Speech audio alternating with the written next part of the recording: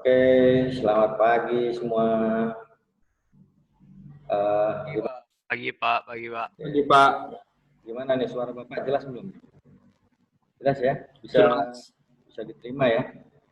Bisa. Oke, terima kasih. Nah, ini Bapak mohon kita semuanya live ya. Jangan sampai ada yang nggak live. Ya. Nah, ini pertemuan kita terakhir ya?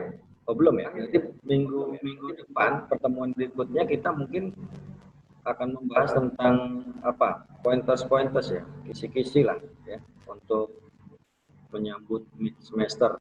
Jadi mid semester kita nanti bab 1 dan bab 2 sampai materi hari ini. Ya, jadi tolong benar-benar diperhatikan untuk materi kita kali ini. Oke, sekali lagi Bapak minta semua siswa semuanya live semua. Semuanya live ya. Sambil kita nunggu yang lain, kalian sudah siapin materi apa buku teks ya. Buku teks siapin, buka halaman 87. Halaman 87. Ya. Ya, bab 2 yang bagian terakhir tentang sistem pertahanan dan keamanan negara Republik Indonesia. Tadi Bapak sudah absen di Google Classroom, ternyata ada 7 anak ini, Bapak absen dulu. Ya, Charles ada? Charles ada ya? Oke. Terus Hansen? Ya Pak. Oke, ada. Berarti lupa saja tadi. Jospra? Ada Jospra? Nggak ada ya? Oke, Kylie? Hah? Kylie Jane? Oke, Kylie Jane. Terus Kenlin? Ada ya? Kenlin ada ya? Total semua yang sudah masuk 22. Oke, tinggal 1, 2, 24 berarti tinggal 2 lagi. Kita sambil nunggu temannya, oke lah. Tolong ya semua live semua. Kita ini biar jelas nanti. Oke, semuanya selamat pagi. Semoga kalian selalu sehat ya. Pagi Pak. Oke ya, semoga kalian semuanya sehat. Tadi Bapak sudah kasih materi, Bapak tunggu juga nggak ada pertanyaan. Sekarang kita langsung kupas materi kita. Oke. Ya, kita lihat dulu. Tapi ke toilet dulu ya. Oke, ya silakan. Yang ke toilet boleh ke toilet dulu. Ini bisa kalian lihat ini video ini, bisa nggak?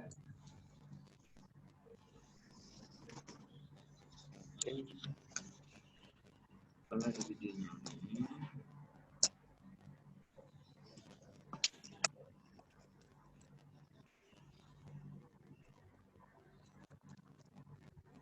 Langsung nanti ke materi share materi. Oke ya. Pokok bahasan kita kali ini tentang sistem pertahanan dan keamanan negara Republik Indonesia. Ya, sistem pertahanan dan keamanan negara Republik Indonesia. Nah, sebelum kita masuk ke materi itu, Bapak kepengen cerita sedikit ya. Cerita sedikit ini juga sebenarnya berkaitan dengan sejarah Indonesia ya. Oke. Tapi gini aja, di materi kita yang kemarin, di materi kita subpokok bahasan A tentang wilayah Indonesia, ya, baik secara geografis maupun secara astronomis, itu menunjukkan bahwa negara Indonesia itu adalah negara yang memiliki anugerah yang cukup luar biasa dari Tuhan Yang Maha Esa, cukup luar biasa. Dengan kondisi yang demikian, kita kaya akan kekayaan alam, ya, Bahkan ada kekayaan alam yang kita miliki tidak dimiliki oleh negara-negara lain. Jadi wajar jika ada beberapa negara yang mungkin ya iri dengan kekayaan alam kita, kemudian berusaha untuk mencoba mengambil kekayaan alam itu, ya itu sudah pernah terbukti waktu kita dijajah oleh bangsa asing, ya.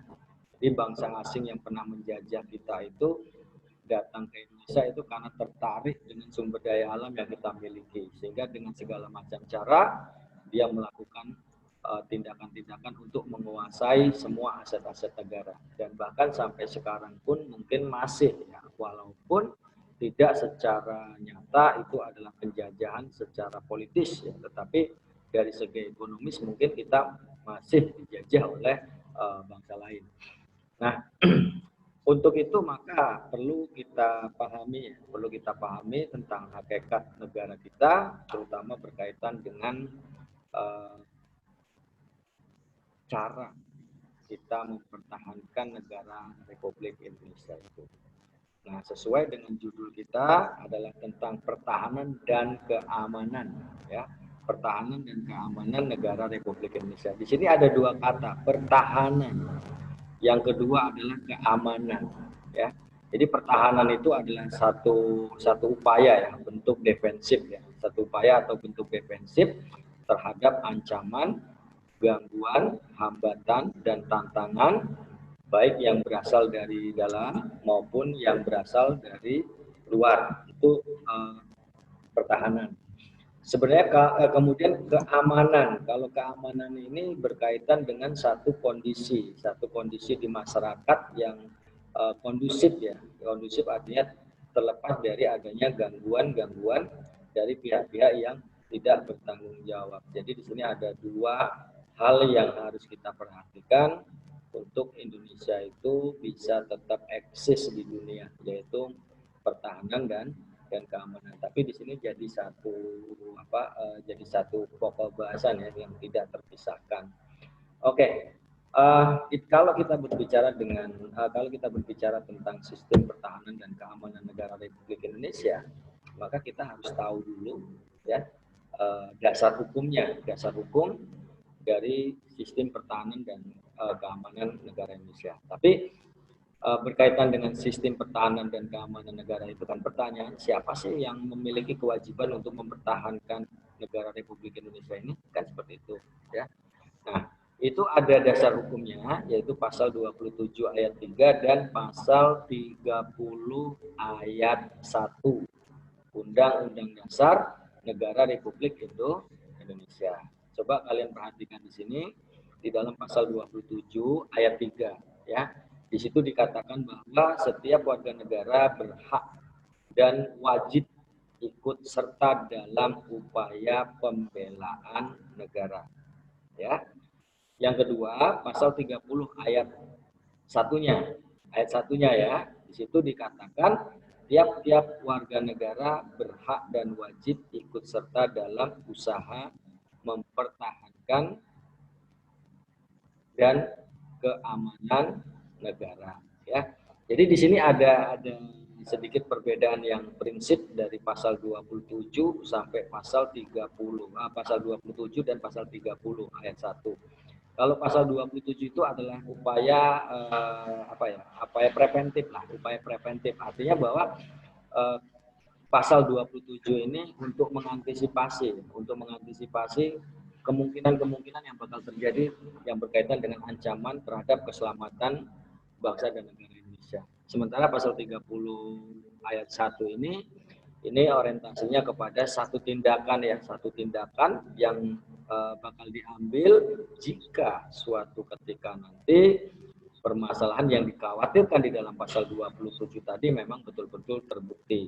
Nah, jadi ini kedua pasal ini menjadi landasan hukum akan kewajiban kita sebagai warga negara untuk melakukan upaya bela negara dan upaya mempertahankan keamanan dan pertahanan negara Republik Indonesia. Nah, dari pasal 27 dan pasal 30 ayat 1 ini, kemudian pelaksanaannya pelaksanaannya itu diselenggarakan menurut Undang-Undang Nomor 3, ya silakan kalian catat, Undang-Undang Nomor 3 Tahun 2003 tentang Sistem Pertahanan dan Keamanan, ya, pasal Undang-Undang Nomor 3 Tahun 2002. Ya, ini aturan pelaksanaannya seperti itu. Jadi kalau nanti ditanya apa dasar hukum dari upaya bela negara, kalian jawab saja ada 3. 1, pasal 27 ayat 3, 2, pasal 30 ayat 1, dan Undang-Undang Nomor 3 Tahun 2003 tentang Pertahanan Negara. Jadi itu kalau ada pertanyaan seperti itu, ya. Jadi jangan lupa lagi kalian, ya. Oke. Ada pertanyaan sampai di sini? Silakan. Ada pertanyaan? Nggak ada? Oke, berarti kalau nggak ada, Bapak anggap kalian sudah paham masalah dasar hukum. Oke, sekarang kita lihat, ya. Nah, dalam mempertahankan keselamatan bangsa dan negara, itu ada beberapa usaha yang harus kita lakukan, ya, untuk mengantisipasi maupun mengatasi jika suatu ketika nanti ancaman, gangguan, hambatan, dan tantangan itu terjadi, kita sudah siap. Jadi tidak perlu lagi kita kayak orang terburu-buru, kayak orang yang kita nggak siap sama sekali terhadap peristiwa-peristiwa yang mungkin saja bisa terjadi, ya. Jadi seperti itu. Nah, di materi yang Bapak bagi di Google Classroom tadi, sengaja Bapak men-share link tentang video, ya, link video tentang artis-artis yang mengikuti program wajib militer, ya, mengikuti program wajib militer. Nah, mungkin kalian bertanya-tanya, Pak, kenapa sih kok artis-artis itu diwajibkan untuk mengikuti program wajib militer? Pertanyaan kedua mungkin, apakah di Indonesia ini ada program wajib militer, ya? Yang ketiga, apa sih hubungannya wajib militer dengan upaya bela negara? Ya, jadi itu yang akan kita coba bahas, ya. Oke, upaya bela negara adalah segala bentuk usaha, ya, segala bentuk usaha untuk mengantisipasi atau menyelesaikan kemungkinan yang muncul akibat adanya ancaman, gangguan, hambatan, dan tantangan yang muncul baik yang berasal dari dalam negeri maupun yang berasal dari luar negeri, sehingga tujuan negara Republik Indonesia itu bisa tercapai. Itu pengertian dari upaya bela negara. Upaya bela negara yang dilakukan di Indonesia ini sistemnya adalah menggunakan sistem Sis-Han-Kam-Rata, ya. Sis-Han-Kam-Rata itu singkatan dari Sistem Pertahanan dan Keamanan Rakyat Semesta. Ya, ini bisa kalian lihat di slide ini, ya. Jadi Bapak ulangi, jadi Sistem Pertahanan dan Keamanan Negara itu adalah menggunakan sistem Sis-Han-Kam-Rata, ya, Sistem Pertahanan dan Keamanan Rakyat Semesta. Apa maksudnya? Maksudnya adalah Sistem Pertahanan dan Keamanan Rakyat Semesta ini adalah sistem pertahanan yang melibatkan seluruh masyarakat, seluruh rakyat Indonesia. Walaupun secara teknis nanti kekuatan dari sistem pertahanan dan keamanan negara itu kan dibedakan menjadi 2, ya, kekuatan utama dan yang kedua adalah kekuatan pendukung. Kekuatan utama itu ada pada TNI dan Polri. TNI itu singkatan dari Tentara Nasional Republik Indonesia. Sedangkan Polri itu singkatan dari Kepolisian Republik Indonesia. Jadi 2 instansi inilah yang memegang tanggung jawab sebagai kekuatan utama dalam sistem pertahanan rakyat Indonesia semesta.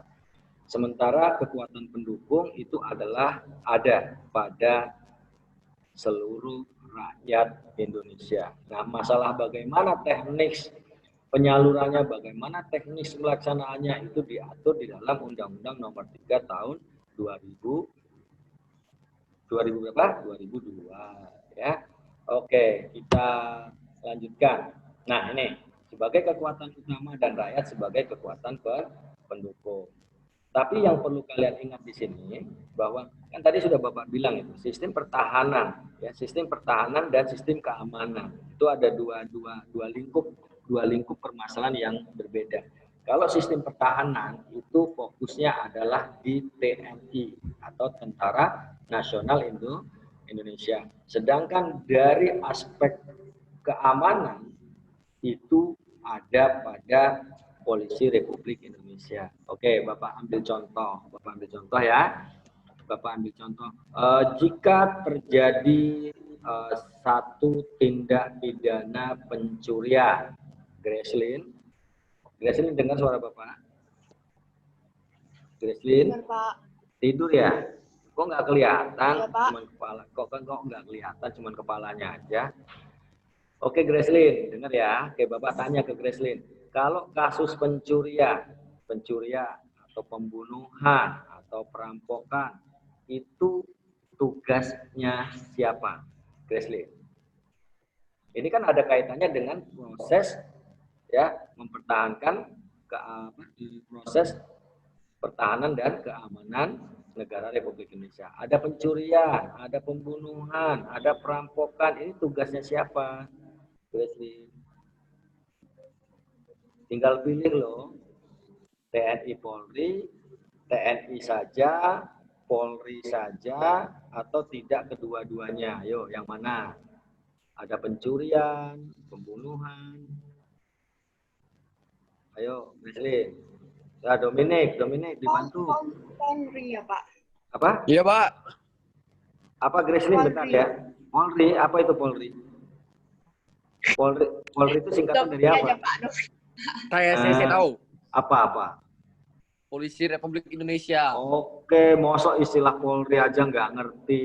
Polri itu polisi kepolisian Republik Indonesia ya. Tapi Nah, kan kalau ada TNI kan ada perampok di depannya kan juga boleh ditangkap, Pak. Ya, gini, boleh sih memang ya bisa nangkep, tapi secara formal itu bukan kewenangannya Polri, tapi bisa saja polisi menangkap kalau memang itu ada kejahatan dan kalau itu tidak ada kepolisian, ya. Nah, contoh misalnya gini, kalau ada terorisme, tindakan terorisme, misalnya seperti bom Bali, atau mungkin ada invasi dari negara lain, misalnya kayak sekarang ya kasus di Laut Natuna, itu kan. RRC sudah mengklaim begini-begini dan sampai mungkin masuk ke wilayah laut zona ekonomi eksklusif Indonesia. Kemudian ini tugasnya siapa? Tugasnya siapa? Charles. Tugasnya siapa Charles? Untuk menjaganya tugasnya siapa itu? Hah? Allah. Oke ya, kita tahu ya sekarang di Natuna, di laut Natuna itu kan sekarang lagi ada ketegangan antara Republik Rakyat Cina dengan Amerika Serikat. Ini berhubungan dengan RRC mengklaim Laut Cina Selatan itu sebagai wilayah laut tradisional mereka. Padahal menurut Unclos tidak ada dasarnya RRC mengklaim Laut Pantai Selatan itu sebagai wilayah teritorinya. Kenapa? Karena Unclos hanya mengatur tentang laut teritorial, zona ekonomi eksklusif, ya hanya itu saja. Nah, Laut Cina Selatan kan jauh. Nah, tapi Cina tetap bersikeras mengaku bahwa Laut Cina Selatan itu adalah milik mereka, sehingga sekarang terjadi ketegangan. Nah, kalau dalam kasus ini, seumpamanya nih RRC masuk ke Indonesia, ke zona ekonomi eksklusifnya, atau ke laut teritorial kita di sebelah utara dari Pulau Natuna, ini tugasnya siapa? Tugasnya siapa untuk membereskannya ini? Coba. Angkatan Laut. Angkatan laut itu hanya angkatan laut, tidak. Ada angkatan darat, Angkatan udara. ada angkatan udara. Nah, jadi ada 3 ya, angkatan darat, angkatan laut, angkatan udara. Ini semua masuk dalam satu kesatuan yang disebut dengan TNI. Jadi Tentara Nasional Indonesia itu terdiri dari 3 elemen, angkatan darat, angkatan laut, dan angkatan udara. Nah, dalam kasus Natuna ini mereka harus bersinergi, bekerja sama, berkoordinasi untuk mengatasi permasalahan laut Cina Selatan. Jadi itu tugasnya TNI. Kan jadi sudah jelas ya bedanya antara tugas TNI sama tugas Polri. Kalau tugas TNI itu berkaitan dengan menjaga kedaulatan dan keselamatan negara, kalau Polri itu bertugas untuk menjaga keamanan di masyarakat. Tetapi secara otomatis mereka adalah satu kesatuan dari sistem untuk mempertahankan keamanan dan keselamatan negara, ya. Tuh. Nah, oke, sekarang nih pertanyaan lagi nih. Pada waktu terjadinya waktu terjadi demo di Jakarta. Demo ini berkaitan dengan menolak hasil keputusan Mahkamah Konstitusi, ya, tentang hasil pemilu. Ini masanya itu banyak sekali, beribu-ribu, bahkan mungkin berjuta-juta juga mungkin. Nah, ini untuk menjaga hal-hal yang tidak diinginkan kan berarti harus ada tim penjaga keamanannya kan, ya kan? Nah, ini sebenarnya tugasnya siapa? Tugasnya TNI atau tugasnya Polri? Brian, tugasnya siapa Brian? Pak, saya permisi kita lihat ya, Pak. Siapa? Ya. Brand Boleh. siapa, Pak? Hah? Brian Tan. siapa? Brian Tan. Apa, Pak, tadi? Demo? Ya, ada demo di Jakarta menolak hasil pemilu. Jumlahnya ribuan, bahkan jutaan. Tuh tugasnya siapa? Kamu ngetek apa? Tugasnya apa? Ayo. Tugasnya Polri atau tugasnya TNI? Kalau udah parah kali ya TNI ini turun tangan. Ya, berarti kalau belum parah, tugas? Belum parah Polri. Oke. Satpol PP. Satpol PP itu bukan masuk dalam TNI Polri ya. Satpol PP itu ke unit di dalam pemerintah kota, artinya sipil, berarti sama dengan kita rakyat. Jadi Satpol PP itu tidak masuk di kekuatan utama, tapi masuk di kekuatan pendukung ya. Jangan salah, Satpol PP mentang-mentang di situ ada tulisan satuan polisi, ada kata polisinya masuk ke pengertian Polri, enggak loh ya. Jangan salah loh ya. Itu ASN ya. Itu ASN. Aparatur sipil negara. Jadi dia tidak masuk dalam TNI dan tidak masuk dalam Polri ya. Ingat-ingat itu ya Satpol PP. Oke, jadi benar ya kata Brian Tan tadi bahwa kalau terjadi demo apapun ya, demo berkaitan dengan penolakan pemilu tadi itu memang tugasnya polisi untuk memberikan pengamanan, menjaga keamanan. Tetapi pada situasi-situasi tertentu kan polisi ini kan bisa memprediksi mampu nggak mereka menangani massa yang begitu banyak. Nah, kalau mereka kemudian menganalisa wah ini kayaknya Polri nggak cukup untuk menangani masalah demo ini, maka Polri bisa menghubungi atau meminta bantuan dari TNI untuk menjaga keamanan tersebut. Jadi sifatnya sebagai pendukung aja ya, kekuatan pendukungnya itu ya. Oke, kita lanjutkan. Oke, langsung saja lah ya. Nah, ini bentuk-bentuk ancaman yang mungkin saja terjadi ya. Invasi itu maksudnya penyerangan ya dari negara lain ke negara tertentu. Kemudian bombardemen ini maksudnya melakukan penyerangan lewat udara dan lain sebagainya. Kemudian blockade ini menutup akses suatu negara untuk berhubungan dengan dunia luar. Ini blockade ini biasanya terjadi apabila suatu negara itu sudah melanggar ketentuan hukum internasional, biasanya PBB akan melakukan isolasi ya, blokade itu isolasi. Kemudian serangan unsur angkatan bersenjata negara lain ini sama dengan agresi, namanya agresi militer ya, namanya agresi militer.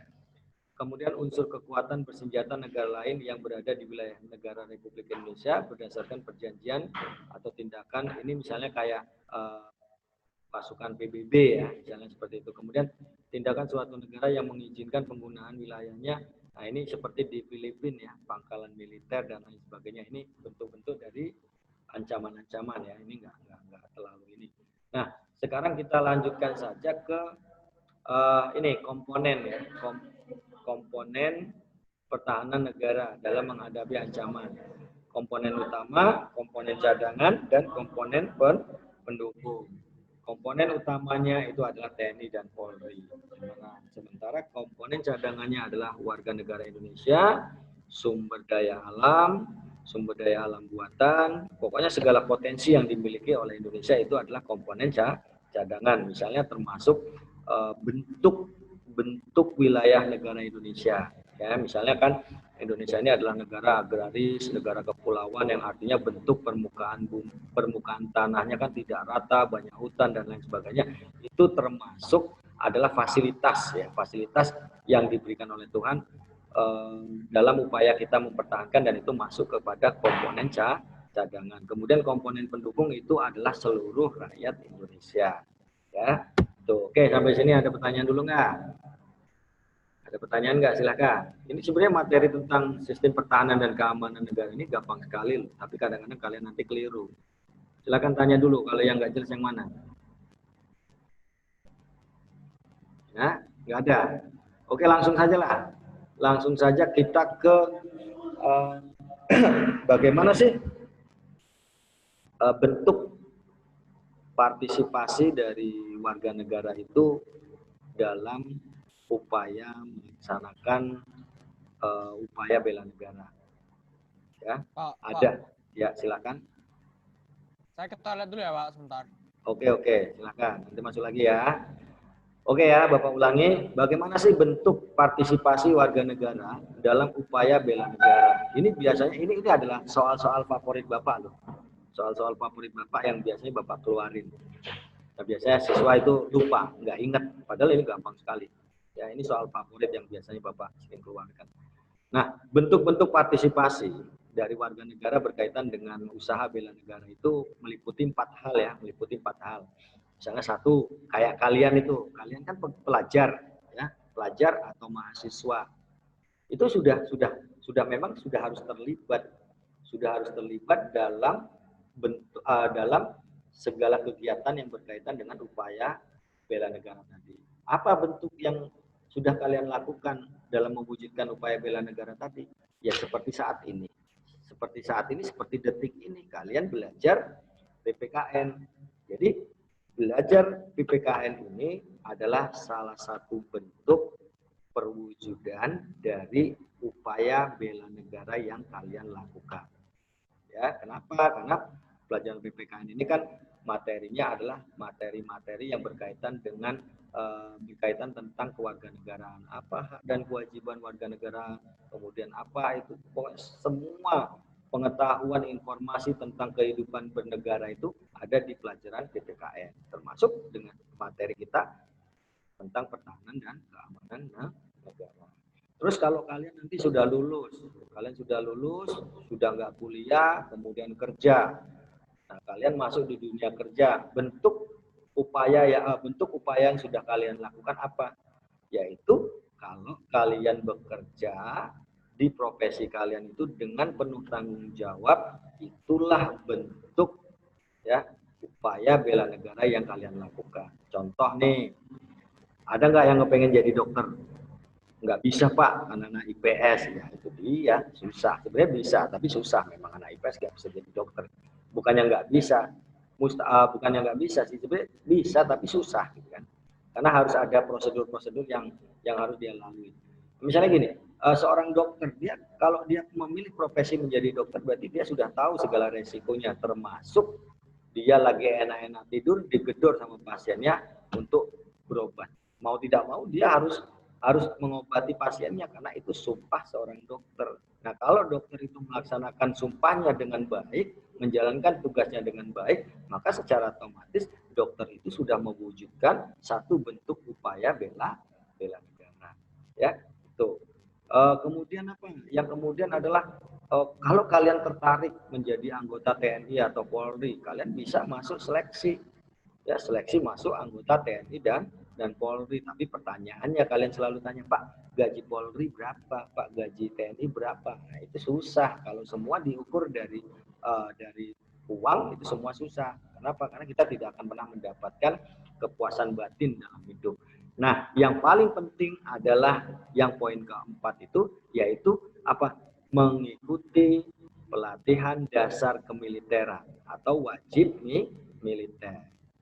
Nah, kalau kita berbicara tentang wajib militer ini, ada sedikit perbedaan antara Indonesia dengan negara-negara lain. Contoh kayak Singapura.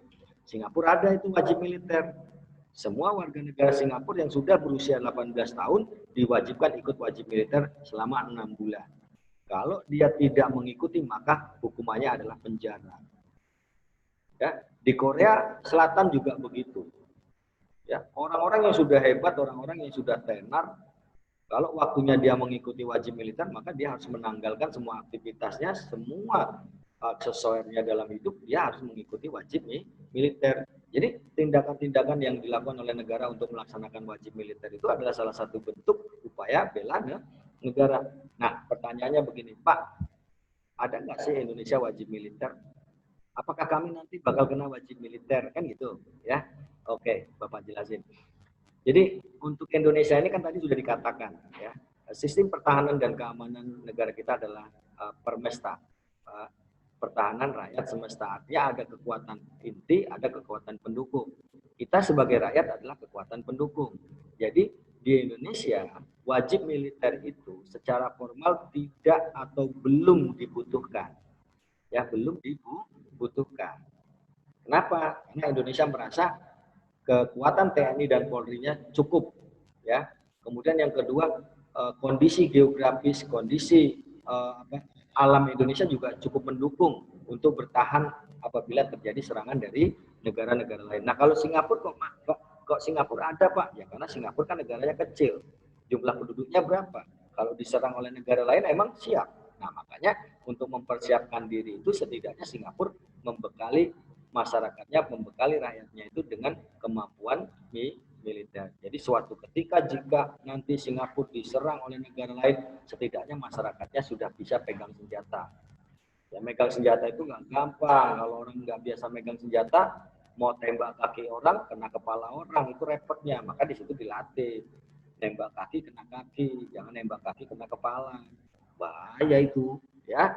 Nah, kalau Indonesia belum dibutuhkan. Tapi jika pada suatu ketika nanti ada satu kondisi di mana TNI dan Polri Republik Indonesia tidak mampu lagi atau sudah berkurang, maka secara otomatis program wajib militer ini akan diselenggarakan. Jadi yang menjadi target wajib militer itu adalah generasi muda dulu. Jadi generasi muda dulu yang dilatih wajib militer, diturunin perang, kalau mati semua baru yang lebih tua-tua, yang tua-tua dulu wajib militer dan lain sebagainya. Jadi seperti itu. Jadi kalian yang berusia 18 tahun ini kalau Indonesia diserang oleh negara lain, siap-siap aja kalian wajib militer. Kalau Bapak sih nunggu kalian dulu, kalau kalian sudah nggak mampu, sudah habis, baru nanti Bapak wajib militer. Ya. Jadi wajib militer itu adalah kewajiban dari semua warga negara Indonesia. Oke, sampai di sini ada pertanyaan nggak? Silakan. Yuk, silakan bertanya. Tuh, 1 atau 2 pertanyaan deh. Oke, Bapak tunggu, yuk. Kalau nggak Bapak tanya. Henryson, silakan tanya Henryson, silakan tanya. Nggak ada yang mau ditanya, Pak. Benar, serius. Iya, Pak. Bapak tanya ya, Boleh. Apa singkatan TNI? Tentara Negara Indonesia. Mana ini Tentara Negara Indonesia, salah kan? Benar, Pak. Nah, Tentara Nasional Indonesia. Terus Christopher, kenapa Indonesia belum ada wajib militer buat kalian? Ayo, Chris. Apa Chris? Alasannya Chris? Karena Kalian belum nggak- dibutuhkan kan Pak. belum dibutuhkan. Kenapa kok belum dibutuhkan?